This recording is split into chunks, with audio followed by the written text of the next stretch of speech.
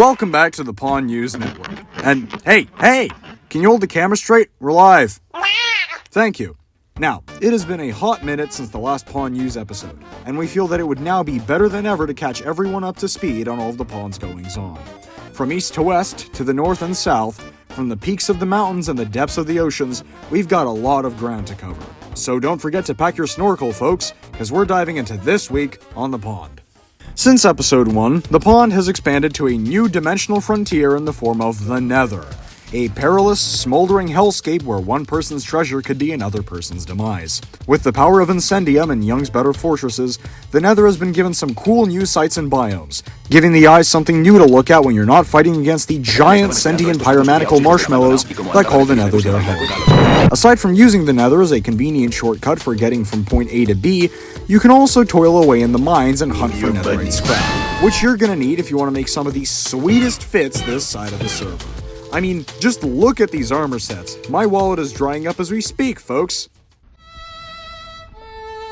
Oh, sorry, mate. Your paycheck's getting another cut again. I hope the pizza party by the end of the month can make up for it, though. To accompany the opening of the Nether, Rauk has designed this absolutely stunning Nether portal, which is currently being built at spawn and is soon to complete construction. Wait, it's already done? What?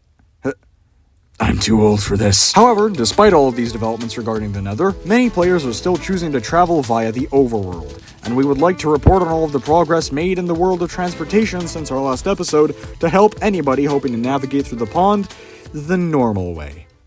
Over the course of these past few weeks, the Pond Road Service has been working tirelessly to build a road network for those hoping to travel from point A to B without drowning, getting lost in the jungle, or meeting the very bane of humanity's existence, cassowaries.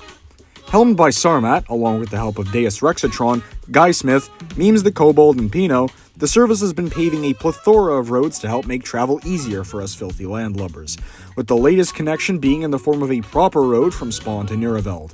While the road network is constantly developing, and let's be honest, this episode will probably be outdated by the time it goes live, we can provide a comprehensive map of all the current roads, shown right here on screen. No matter how far the roads go or where they take you, however, you can always count on the Pond Road Service to build a safe, traversable path that will be able to safely take you anywhere on the pond. Progress on water navigation is slow but steady, as additional tunnels around the world are cleared from spikes and debris, and paths are lit up with lanterns and fairy lights to assist players in navigating the underground river tunnels. However, there is a new transportation project on the block, and we feel that it would only be fair to highlight it in today's episode.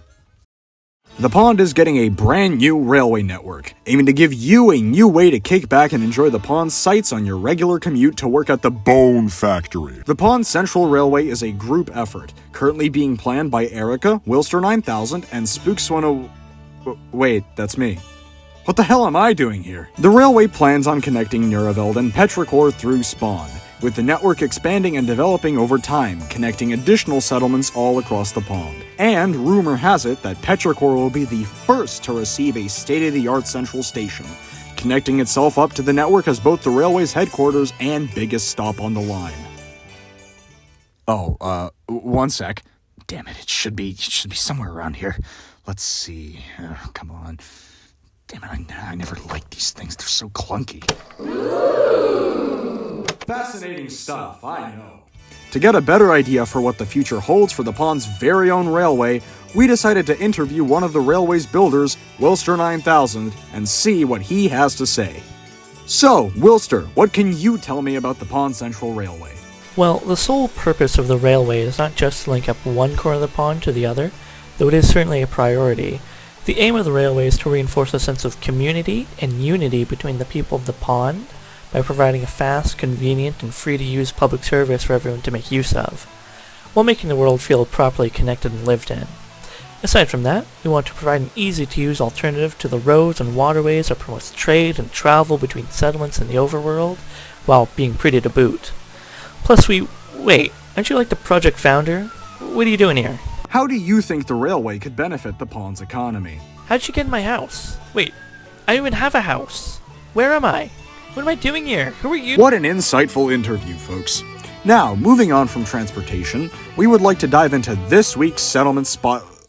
Wait, we don't have one this week? Every other episode, you say?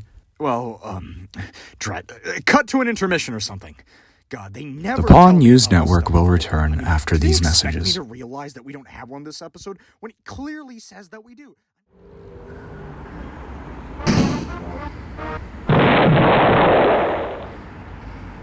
Hey, you! Yeah, you! Do you want to be rich? Do you want to be famous? Do you want the entire world to gaze upon your glorious business venture? Well, have no fear, because I've got an answer for you. Who am I, you might be asking? Well, I'm the guy who sold these schmucks their studio, and they couldn't be any happier about it. Why is there mold in the sink? And I have just listened into their secret wall microphones that the Pawn News Network is now opening up advertisement slots for brand new businesses right here on the pond. Do you have an ad? Do you know how to ad? Do you have a base level comprehension of basic mathematics? Well, now's your chance to be a big shot live on television. Because for the low price of 10 diamonds, Individual price may vary depending on the length and content of the ad. you can put your ad on the PNN's big screen and kick back and relax as you watch your profits skyrocket while you do absolutely nothing. That's a steal of a deal if you ask me, folks. If I could spend that little money on an ad, I wouldn't be hiding out in a dumpster in Barbados evading my taxes. So, what are you waiting for? Get your ad out there on the big screen and watch the checks roll in by the dozen. Don't delay and send your ad over today. Terms and conditions apply. Please see the provided information in the Pawn News thread on Discord.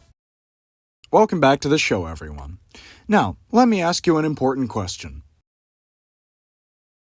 Did you know that you have rights? The Constitution says you do, and so does the Spawn Courthouse. That's right, a brand new courthouse has been built by Paradis Duchiel at Spawn, and is now open for the general public to do typical boring legal things, like argue over land disputes, try to figure out how many diamonds you owe to some guy you hired for your build like 3 years ago, begging for the defendant to reveal where they buried the bodies. But Your Honor, aren't you glad my client left 7 survivors?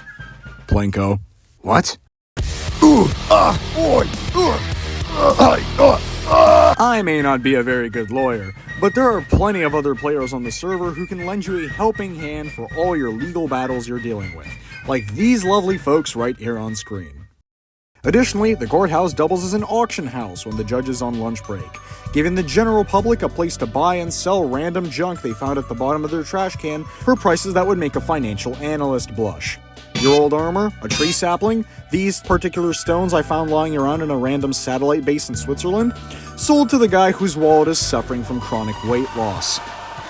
All of our radio enjoyers at home will be pleased to hear that the Pond has received some brand new radio stations, broadening the genres of music the Pond has to offer like never before.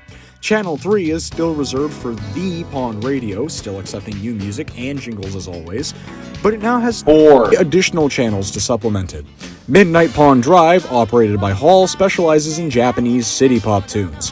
One so timeless you'll forget that most of them were composed back when communism was still a thing. Llama's Chill Classical Radio, owned by Paradis Duchiel, plays, well, classical music, capable of creating the perfect atmosphere to take a break, relax, and contemplate while you still don't have a house over a month after the season started. 22 Minutes, owned and operated by Rauk, is the latest addition to the catalog, and plays music exclusively from the Outer Wilds soundtrack. So now, if you've ever wanted to escape your Outer Wilds addiction, it will always be here to find you right here on the pond. And Channel 13 is... Channel 13. More radio stations are on the way though, and the PNN will continue providing updates on the radios of the pond, so stay tuned for any new tunes popping up on your receiver in the coming weeks. And that wraps up episode 2 of the Pawn News. We would like to thank everyone for the support on episode 1, and thanks again for watching today's episode. We have many more episodes on the way for when you need your Pawn News fix, so don't touch that dial as we've got more news coming right up. Stay tuned, and have a good afternoon, evening, and good night.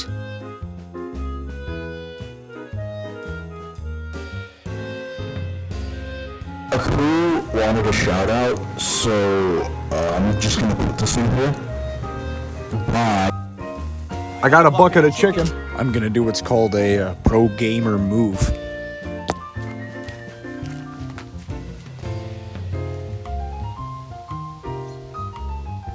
Why is there mold in the sink? Going to take a drink. Do you know how much water I need need to drink every day for these? 15 gallons a day. I mean, you could fill like at least one Olympic swimming pool with that much water. You wanna know why? You wanna know why? Because I feel empty inside. I need water. I need to. I need water. I need water. I can't fill this void. I can't fill this void inside of me without it. It's essential. Without it, there's 70% less me or something. I don't know.